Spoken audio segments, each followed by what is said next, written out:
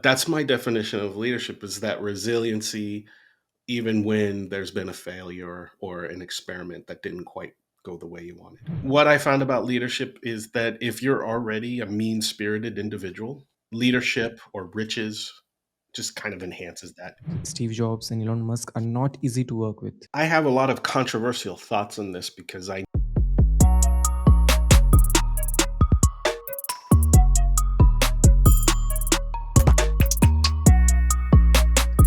Okay, awesome. So, welcome everyone, and welcome Eric to our podcast. And why don't you introduce yourself to our audience and what do you do? yes, thank you. My name's Eric Moore. Sometimes you may know me as the design thinker, and really what that means is I work with quiet leaders to help them become more authentic communicators using the design thinking tool set, mindset, and framework. And today I'm here to talk about my journey to that place in life. Awesome. Yeah. And when I was reading your short bio on LinkedIn, I was very curious about this part about being the quiet leaders. So, what do you mean by that? The quiet persons over quiet leaders? Yeah, so I like to think of it as maybe traditionally people might call it as introverts, but a quiet leader is one who is being asked to lead, um, but might not want to do a lot of the public facing components that a leader is expected to do, and that might be speaking in a employee stand up session or giving a presentation to a large group. Any of these outwardly facing external communications versus just one on one is where I try to help individuals in that space to get over that uncomfortableness and find strategies and methods and techniques that would help them feel comfortable. Hmm. And have you found that introverts in general have this tendency to limit themselves, and this makes them slightly less competent than the people who are extrovert and good at public speaking and addressing large crowd?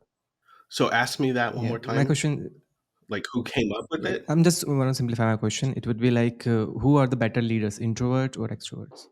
Oh, I don't see it as binary as that, um, because in some cases it's going to depend on the culture, the people as a group, what type of leader they need. Perhaps they need the much more quiet leader, the one that just speaks to them one on one.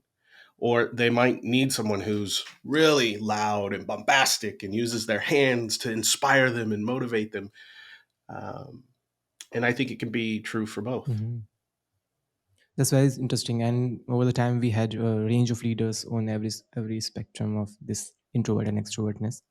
So, is there any specific qualities, or are there any specific qualities which a leader must have rather than being a public speaker? Yeah. Well, I think first and foremost, selflessness, meaning less of the thinking of themselves. It's true, ambition is a good part of leadership, and we can get there. But the first one that I come to is mastery of self. They know who they are, they know who they want, and they aren't there to prove it every day in front of their team. A good leader doesn't have to prove it because they have people around them that are smarter and they get to prove it. You, as the leader, are just allowing them the path to do so.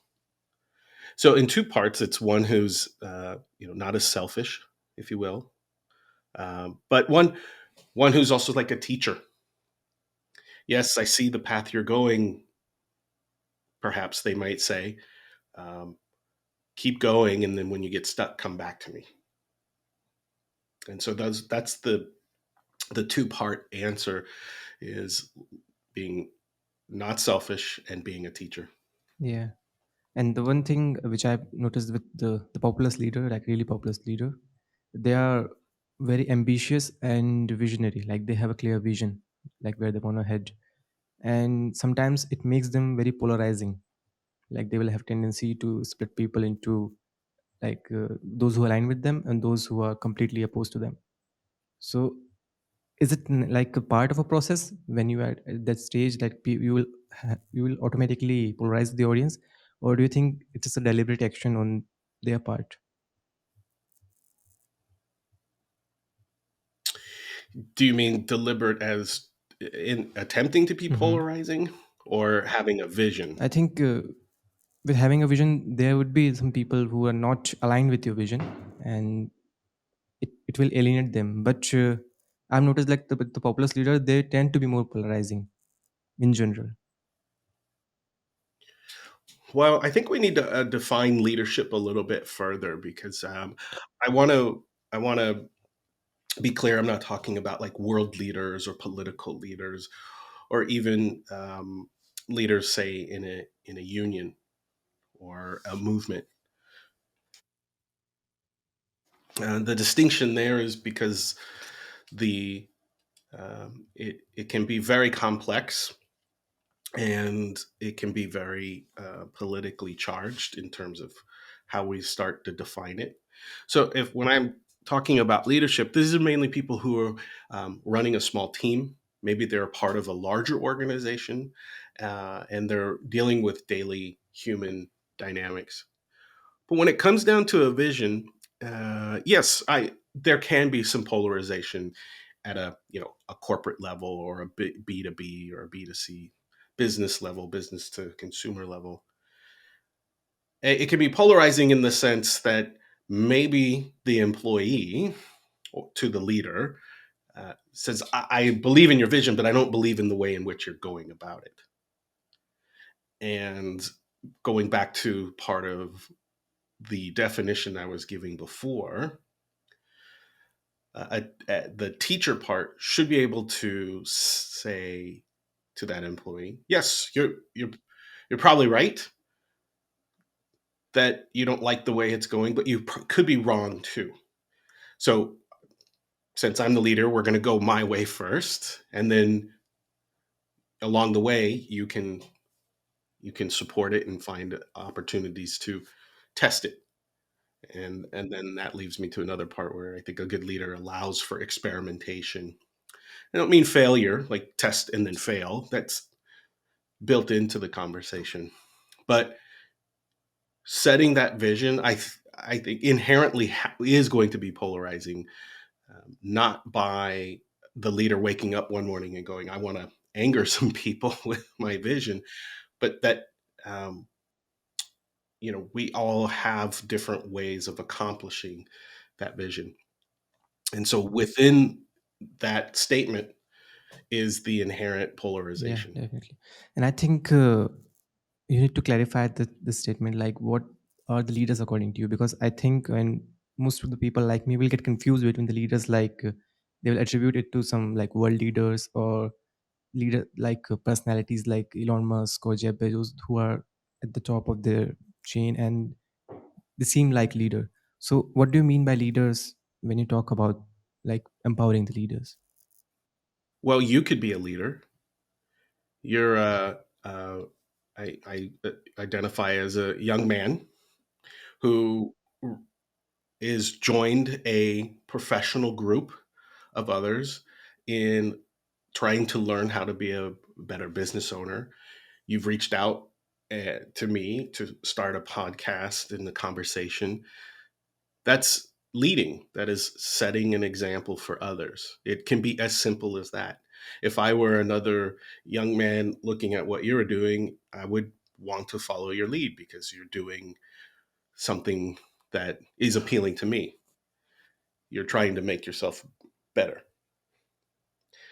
So leadership can be as simple as all those everyday things. Leadership can be for someone like me. I'm a father of two small children, and there's many times where I might fail as a human, as a father, where a bad word might slip out of my mouth, or I didn't help them with their homework right away, or I didn't play with them right away. That being a parent or some role model, if you will, to a child is a form of leadership. And then on the far spectrum is all of the world or Hmm. political leaders that you spoke of. Yeah. So does that Yeah, help? I think it clarifies a lot. And I think conventionally, when I think about leader, the image which comes to mind is someone like a captain of a ship who knows like where they're heading Mm. the ship, and they are like when the ship sinks, they are the last one to on off board. So is it still holds true, or do you think it needs some clarification on the definition? Well, thankfully today, most of us leaders, like you're not on an actual ship.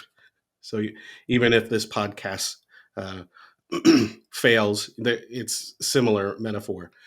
Excuse me. So what I mean by that is we might have technical issues that are out of our control. This platform we're on now could completely shut down. I think when that metaphor of the captain goes down with the ship, sure, that makes sense. Really, what it means is owning your responsibility for a failed project or a bad client interaction. I know the space that you're familiar with, like branding and brand identities and graphic design. And when that type of project goes wrong, you have to own that part of it. And that's so I do think it holds true, but luckily you're not having to drown like you would with the ship. It may mean painful conversations or moments of self doubt. Um, but in keeping with that metaphor, the ship can go down, but you as the captain can swim up and get out of there and swim back to shore. And again, this metaphor being that water, that toughness could be those tough conversations, feeling bad about yourself. But ultimately, you'll get to some beachhead, you'll dry off and stand up and start again. And I don't mean that to sound overly simplistic, but that's my definition of leadership is that resiliency, even when there's been a failure or an experiment that didn't quite go the way you wanted. Interesting. And when I was looking at your bio, I saw your experience at working at these big corporations like Microsoft and all these big corporations. So, and have you noticed any difference between a leader who's leading a smaller team, let's say a agency owner, a small agency owner, and a person working in a managerial position who has to respond to someone like in a corporate chain? So, what difference do they have in terms of vision of their leadership? Because I think in corporate they are much more limited and they have to answer to someone, but they also have to lead a team. So is there any difference, or when it comes down to basic, it's all the same? There's parts of it that are the same, which is um, being selfless, being a good teacher or guide, taking responsibility. Um, Communication seems to be a commonality no matter the size. Poor communications is going to lead to poor leadership and ultimately poor outcomes, whatever the project may be. The distinction I would make is that chain of communication gets longer or larger uh, in larger organizations, particularly when you have major brands that have legal protections, between some of what they want to do and accomplish versus what um, the legal framework would allow. So, an example might be a major brand. You're a marketer, or you, as an agency, maybe you're doing some design work. Well, depending on if you're asking to change colors of that brand or do something really dramatic, then of course you're going to need a lot of these check marks or gates, if you will. But ultimately, I'd say that the common thread throughout is communication, and that's where I see the Hmm. nuance, where there's Yeah. differences. And one also very interesting word which I read on your profile was non-violent communication, and I was not able to wrap my hand around it. Like, what do you mean by that? Non-violent communication. Well, when you first saw the words, what came to mind for you? I went to the like antonym of the word. Like, what does it mean by violent communication? Is it harming someone, or like what, like being offensive and aggressive? So it may be opposite Uh, of that. That was just my thought process. yeah, and it's a common one. Um, so when I think about violence, it doesn't always equate to physical. I think you can, psychologically hurt people. It's a form of violence. Um, but the terminology nonviolent communication comes from the late work of Dr. Marshall Rosenberg, and his journey took him to really violent places, in particular, warring tribes in Africa, where these tribes people were killing each other, essentially. And he was asked to negotiate between them. And what he was finding is these violent uses of words, not so much the physicality. Um, you know, making statements like, you've killed my family, and now you don't understand what it's like to be here, and I'm angry at you, and really, really tough discussions, really biting, painful discussions. And what Dr. Rosenberg was finding is that, yes, these are very true words, but what he was able to do is break down those conversations into four parts that then led to um, maybe more peaceful communication that actually led somewhere, versus you did something to me. Oh, yeah, well, you did something to me. Now I'm angry at you again. And then you start this vicious cycle.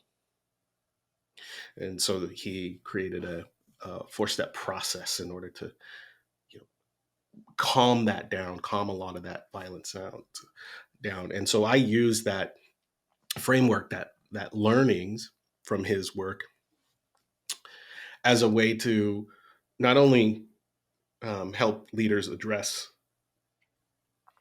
conflict resolution within their team, but it's also just a very useful way to be clear on what you want if you're asking of your employees to do something. And I found it to be powerful in that way. It's not just for conflict resolution, but it's also something I would use to just talk to you when I need you to get a job done for me, as an example. Does that help? Yeah, it does. And I'm just really curious about like I'm still going back to the old example of when you think about leaders or visionaries or and the people who bring like change to the world.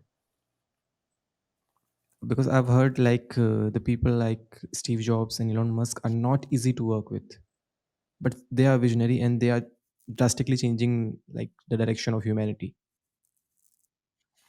Yeah. So when you have role models like this, and I'm sure most of the entrepreneurs want read the biography of Steve Jobs and Elon Musk, and they try to model after them. So w- is there a possibility of like them turning into the same kind of leader who's hostile toward their work just to create a better product for the consumer? I'm just thinking out loud. Like, is there a Mhm. possibility of? Is that important to you? Is Steve Jobs and Elon Musk important to you? To you, Ankit? Yeah, I think, and I'm very conflicted on this because I know about uh, like the deal with the devil they have made to just to make their company successful. Like I was watching this interesting video about like how Apple and I think even Tesla uses Chinese like sweatshop factories where they are like working in the workers are working in horrible conditions and still they are ignoring that just to keep up with the production. It was same with the Apple's, Mhm. really same with uh, like Tesla and the condition where the mine like the battery mining, like lithium mining for the battery, it's very horrible, like in the African continent. So when people look after this, and the new entrepreneurs, they might have similar tendencies. Like in the end, all that matters is, are we creating good product, not the people or not the working condition.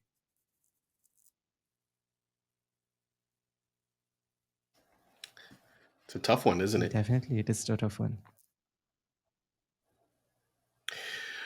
Um, I have a lot of controversial thoughts on this because I know that a number of the podcasts that I've heard and a number of the people that you and I know often lean back on the Elon Musk and the Steve Jobs story. Um, I don't quite know my full history on Apple, but I don't believe most of those early Apple were made fully outside of the US. I know over time that has changed because of the demand for the products, mainly the iPhone. So, and then the batteries. I mean, there's so much to say there. Um, on one hand, it's a conflicting conversation because you want, say, a Tesla because you think you're doing something better for the environment, but the process in which it takes to make a battery and then charge it leaves a bit of a footprint that we need to be mindful of. And so, yes, these are visionaries, and maybe there was a deal made with the devil. I don't know. I know what that means in discussion, but what does that mean? Well, the devil may have been putting people in, poor working conditions. But back to the original question about if you read their books, you'll become them. No, I'll caveat that a little bit. And if you're kind of what I found about leadership is that if you're already a mean spirited individual, uh, leadership or riches just kind of enhances that. You were probably that person already. Now you just have a stronger voice, and it's going to be amplified. And unfortunately, it's not going to be good for many. Um, what I know of Steve Jobs, however, is that he clearly had a vision and he wanted to get it through. And I can understand the frustration or the terse conversations he may have had in those early days, particularly with um, his original vision of the iPhone or the Apple computer, because it was so new that there weren't too many people had the similar concept. So I understand he might say, "No, this is what I mean," and they might get frustrated. And I think it's less about the person he's raising his voice to. Like, it's not personal. It's just he might have been frustrated with his own words or lack of words to describe it. Um, Interesting thing to note is that um, he fought against the idea of the iPhone. He fought against the notion of streaming. It was his team who really convinced him to do that. I mean, there's a story of uh, Steve Jobs uh, arguing with the then CEO of Corning. Corningware is, ultimately they make really high end glass, tempered glass for cooking, and the glass that ultimately came up with Gorilla Glass that is the shielding on most iPhones. And Steve had said, tell me about glass and why is it, I don't understand why it costs so much to just have some powerful glass. And the CEO said, well, it's very complicated. There's a whole process, and I don't want to bore you with the details. And Steve Jobs says, look, I get glass. I know technology. Just tell it to me. So the CEO, and I'm forgetting his name at the moment, it said, okay, and then started explaining the process. And then Steve said, oh, okay, maybe I don't know. you convince me. Okay, I'll continue the pricing as it were. Their the deal that they had. And so what I found there is two parts of good leadership. One, it's yes, it's holding that true to your vision and fighting for it. Although we can talk about what the fighting means because there's that violent use of the word. But a good leader is going to also challenge you and say, "Okay, Ankit, great. You've come to me with this idea. Now prove it to me. Why should the company continue to invest in where you're going?" And um, if you do a good enough job talking me through it, giving me valid reasons, you can turn me around. In that case, that's what some of those stories from Steve Jobs came from. And he had a similar one from one of his engineers who said, "Look, I just want to have a streaming music." And even at that time, Steve Jobs like, who the he actually said the F word, who the F wants streaming music? Which then ultimately led to streaming services, and then they ultimately Apple TV and things of that nature. But if they didn't have that conversation, um, you know, we they probably would have been late to the game. And so uh, that's why I would caution that simply reading that book is going to make you a leader. You may pick up on their personality traits, but I think the secret that for me from whether it be an Elon Musk or um, any of these big leaders, Oprah Winfrey, for example, it's less about um, becoming them. You have to have a vision. Like you have to. I don't. You have to fully see where you want to go. You have to be so complete with that you inspire people to come along with you. Now, I'm not saying the vision is clear enough that you're telling people what to do on a day-to-day basis. But if you have a very, very clear vision, I'm going to do a podcast about these 5 subjects. And like you said at the top of the call, if the conversation goes one place versus another, there's no hard, fast rules.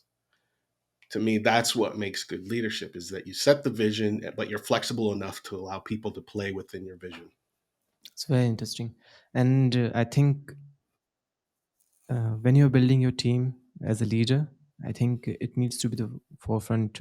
Like the vision should lead your team, and that's how you know, like the people who are joining your team, they know like what they are signing up for. Am I getting it right? Or Yes. Yeah, we hadn't touched on that, but I think that's an astute observation that yes, this person's pretty visionary, but yeah, I also know what I'm signing up for. That's a good way to put it. yeah, it's very interesting. Now I think let's touch a different subject, and it's design thinking. So can you explain to us like what does the term design thinking mean? Well, it certainly doesn't mean you sit around thinking about design. I've had people come up to me and ask me, "Are you literally thinking about design?" That's a part of it, but uh, to me, it's you can easily Google it and find out. It's this 5 or 6 step process depending on who you look at. I tend to follow the Stanford D School of Design, the Hasso Plattner Institute, to be specific, mainly because I've received a lot of my early education from them, and later I looked at what companies like Fjord and Frog were doing, and ultimately um, became certified via the Luma Institute. And the particular reason why I like the Luma Institute because they took a lot from different institutes and organizations and distilled it down to a select few methods, which I just thought was okay. This is a great way to get in and be very practical. So, what the heck is it? Well, ultimately, for me, it's turned into a leadership tool, and we'll talk about that in a minute. And keeping in theme with leadership, But at its heart, it does try to solve for making products and services and experiences better than where they are today, because enough feedback has been received that a thing needs to be improved, a experience, a service, a product. For me, its history starts, it's got a pretty interesting history, but for me, it starts with the MIT professor, John Arnold, in which he did a little experiment with aliens, and they were called Methanians, and they have like three eyes and three claws, and they have this interesting characteristic where you could sell them anything. And so he challenged his engineering students to have empathy for these creatures that they had no experience with. They're not even real, but just what could you design for them? Really tapping into the empathy piece. Well, his work, while they didn't appreciate it too much early in the MIT, he got moved to Stanford. And so there just became this community of empathetic design, human centric design, in this case, to tap into what's really wrong with a particular situation and how can we make it a better outcome. And so I was using it early on to help make products and services better. But then I started to see it as a way of communication, as a way of leadership. And it's a series of phases in which people work.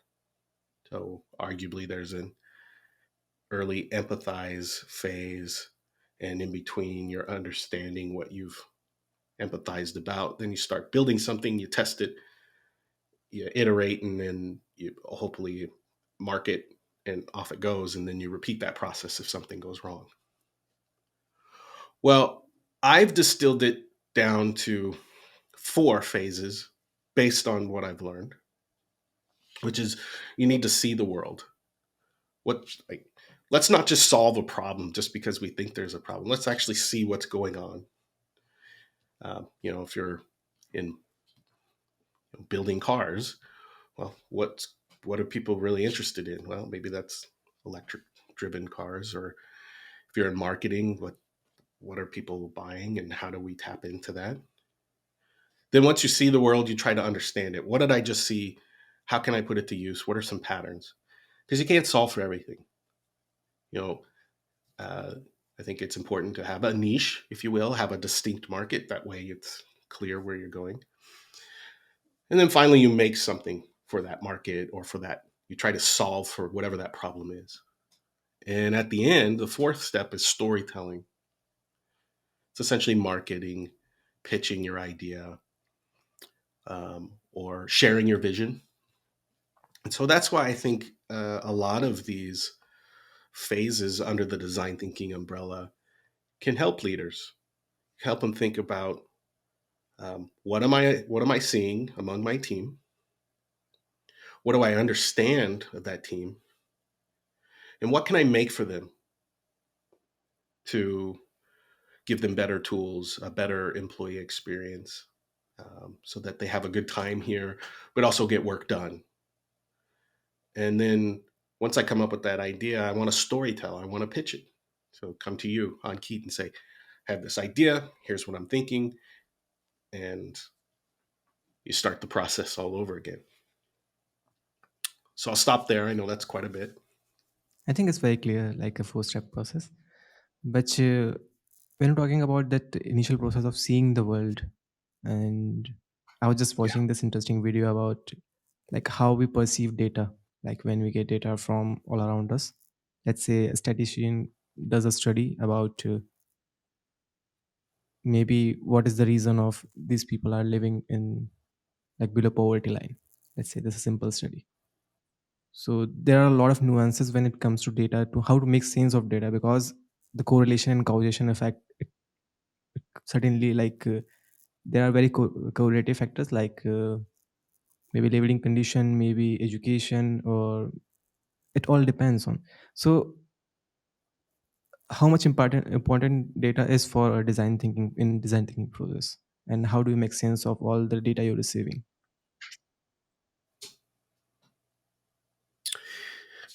Yeah, I think anything worth pursuing has to have data, frankly.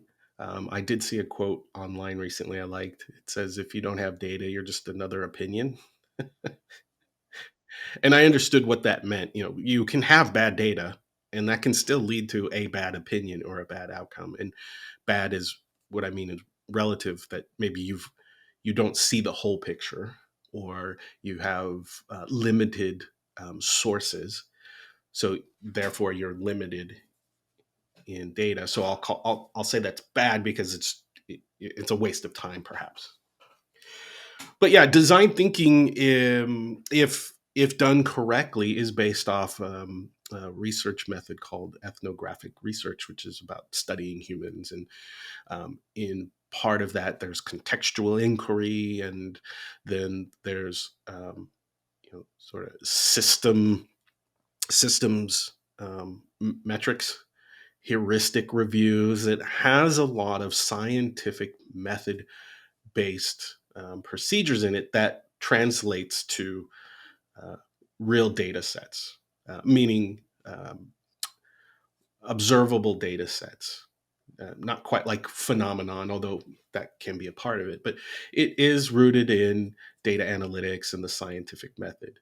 What's interesting is it uses a designer's mindset to allow your creativity and your imagination to come in. Okay, great. Now we've got these true numbers. What interesting thing could we create to solve for it? Yeah. In the end, like making sense of data, it's a really tough and very critical part of this process. And Yes, mhm, and there's people who are, I mean, all they do is research. All they do, there's data scientists, data analysts, um, and it's the visionary's job to get that data mhm. and then try to understand it themselves. So sorry I interrupted you, but No, I was that going on was just one the final. same tangent. Like design thinking is a very simple and very intuitive process. And I follow Stan. I don't know if you know Stanley Wagner, and I follow him on Instagram. He's also into design thinking, and he made a very interesting observation, like why you should use design thinking when solving, like at the government level. Design thinking should be implemented in this government level to solve the problems of society. So, do you think it's a viable process when it comes to solving social problems? Absolutely. Yeah. One major design company, to think of another term, IDEO. Hmm. IDEO does this. They're trying to help solve for places where they don't have clean running water. They've helped many school um, education boards. Uh, Even as early as the 1970s, there was a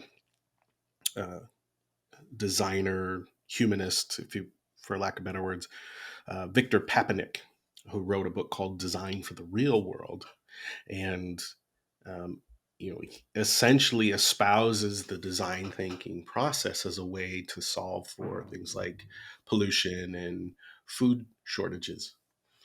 And so it's a very powerful tool, and I think it's one that doesn't get enough credit for those social aspects.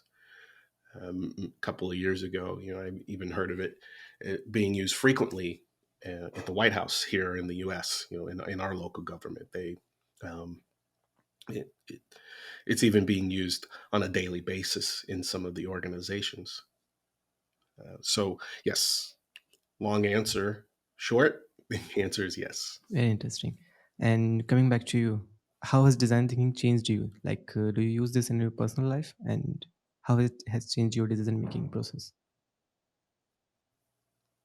Oh, for sure, it definitely has changed me, particularly when I came across it in first time in about 2012.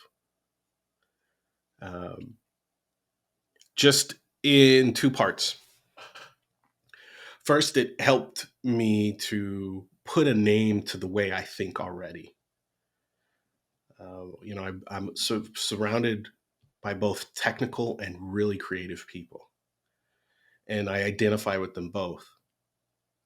I took, I, my some of my formal training is in film and video production, and so that means coming to the sport or to that career path with a very clear vision, lots of creativity. You got to be open to new ideas.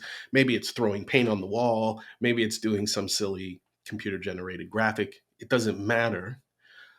But being in that educational space, it also forced me to be very technical and have a plan and be able to express that vision, because you're not going to make any good video or film if you don't understand the phases, pre-production, production, post-production, as an example. But then who plans all of that? Who's writing the story? You know, who saw the world, who understood it enough to write the story, and then to give it to us as the production crew to make it. And then we have to put out trailers and tell our story. Come see our story. I have to tell a story about coming to see my story. And so by the time I got into a product management role, very technical role, I found that my creative side could be fed some structure Hmm. when I saw how powerful design thinking could be for me. And in the personal life, yeah, I use some of the methods not only to observe people, to be just a better listener, but I also use certain methods to understand how someone's day was. And so, an example of this would be with my um, oldest daughter when she was in high school. When she'd come home, she really didn't want to chat, or she'd be a little quiet about her day. And so there's this technique I learned called rose, thorn, bud, and it's it's not unique to design thinking, but that's where I learned about it. But it comes from the Boy Scouts of America, and the idea was that you'd go out in the woods and you would make three types of observations: things that were good, things that were challenging, and things that had opportunities. Rose, thorn, bud. It's a metaphor, if you will, of the rose. And in some cases, you could write these down on a sticky note or a pad of paper. But the idea was that you were not only making observations, but you were being honest with yourself about, oh, I really like that particular oak tree, or I found it challenging to climb up the hill to go see the oak tree, or I might have hurt myself climbing there.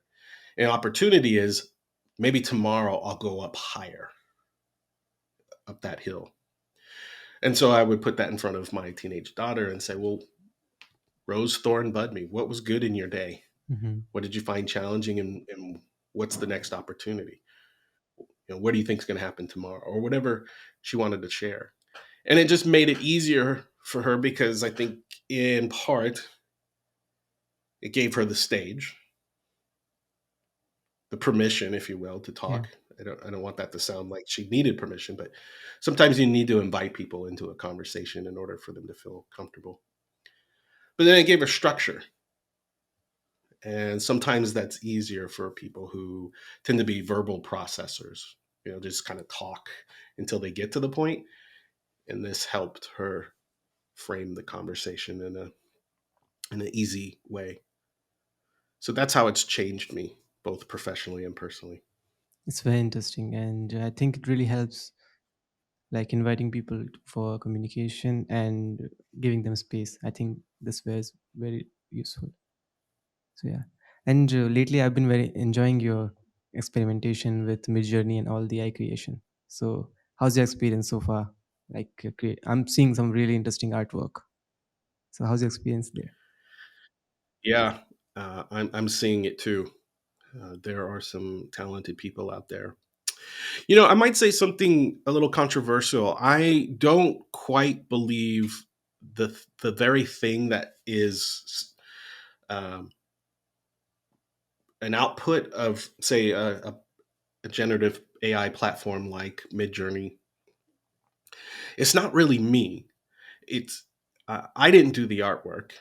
I may be a good typist, Yeah. I'm a good wordsmith, but ultimately it's not my work. Now, what artists say, like David Alvarez or Heather Crank, what I've seen them do is take the resulting image and then do something with it, say in Photoshop or Illustrator, or, and to me, now we're upping our art game. And so what I've tried to focus on is, yes, the artwork, because I have an art history background. I have maybe a leg up, if you will. I might have an advantage over others who might be struggling to get the right art in there or get their vision. But I try to focus on storytelling. Hmm. So it's one thing to have a pretty image up there. I think of artists like Jose Parra, who he's getting there. I can see he's got a vision where it's a very beautiful, very well executed um, piece. But he recently did a post. I think it was called "Alone," and it was a figure depicted as an astronaut walking in these different spaces. One was like with a spa pool. One had sort of a living wall, what you might call biophilia, like Hmm. the wall was filled with ferns and moss, and it was supposed to represent someone's loneliness and isolation. And so a theme like that is interesting, but I'm interested in taking a step further and telling a story, a narrative.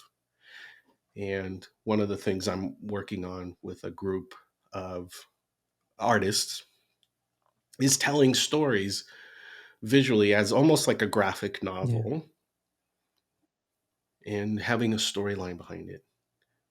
But I'm having a fun time with Midjourney mainly for two reasons.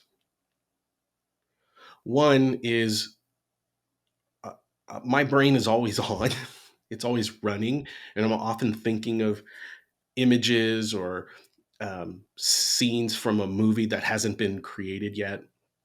It's just how my brain thinks or how I visualize. Like on Keat, you may say something to me today, and I'll visualize it in my brain. Taking those moments and putting them down on a mid journey is helpful because now I can look at it and visualize it and say, "Oh, okay, I see something there," or "No, I'm for, I don't want that." So it helps me get that out of my brain quickly. And people could argue, "Oh, you could draw it," and I say, "No, no, I got to get it out of my brain quickly." It's almost as if you're able to verbal process, but visually Yeah. process. Like sometimes you say things out Hmm. loud because you need to get them out, and they make no sense. Mid journey's that way for me visually. It's just be like, I got this thing in my brain, blah. And so I puke it out, if you will. Um, so there's that. But I've been able to use it as a practical application with my clients. They'll we could do storyboarding, or we could do color Yeah. explorations. So, for example, one client wanted to understand how their conference room might look like with a certain daylight. And so, we typed in, midday, volumetric lighting, dust particles. We were playing with different words, and we got to a point where we're like, oh, okay, yeah, let's use these colors instead because they show up better. Hmm. And we tried to get it as close as possible. So I find that there's two applications for it. One, there's just let's just have a fun exploration, and the other, there's practicals. Definitely. And I'm excited about these, all of Yeah. these AI and everything. I've been look. Are you exploring it yourself, Midjourney? No, Have you played with it yet? I'm not very organized in that way. Like I cannot organize my thought to put it into words, and I'm finding it difficult to how to type or how to wordsmith and give it command. So I haven't tried it that much, but it sounds very interesting. Yeah. Yeah, I suspect you could voice dictate to it. That's one option. Okay.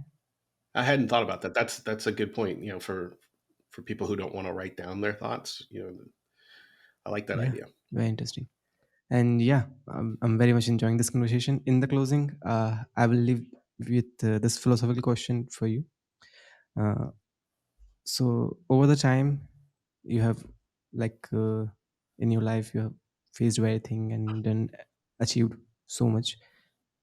So, how would you like to be remembered?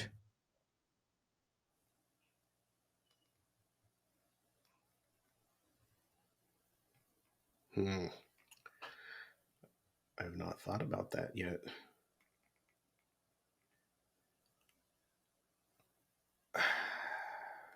Wow. Okay. Well, I think the best way to be remembered is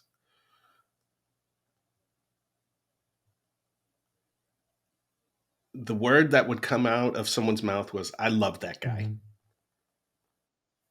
And it doesn't have to be love in, say, a familial sense, but it could be, he taught me something. And I love that.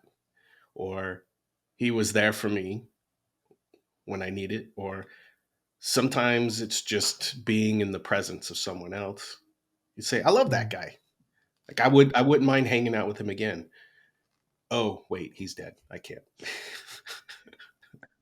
And that's the other thing I'd be probably known for is my sense of humor. Yeah, very awesome answer. So yeah, and Eric, thanks again for this awesome conversation. Please let us know like where we can find you and how to learn more about you. Yes, I'm very active on LinkedIn. You can connect with me there, message me there. I also do individual and group coaching, leadership coaching, and communication coaching over at the Design Thinker. It's just like it sounds, thedesignThinker.org. And you can reach out to me there as well. Awesome. And there's one last thing. I'm also a collaborator with The Future, which Ankit, you're a pro member.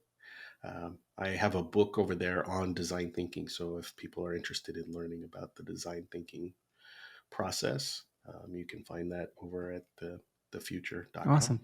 And all the links will be in the description, so make sure to check it out. And thanks again, Eric, Thank for you. this wonderful conversation.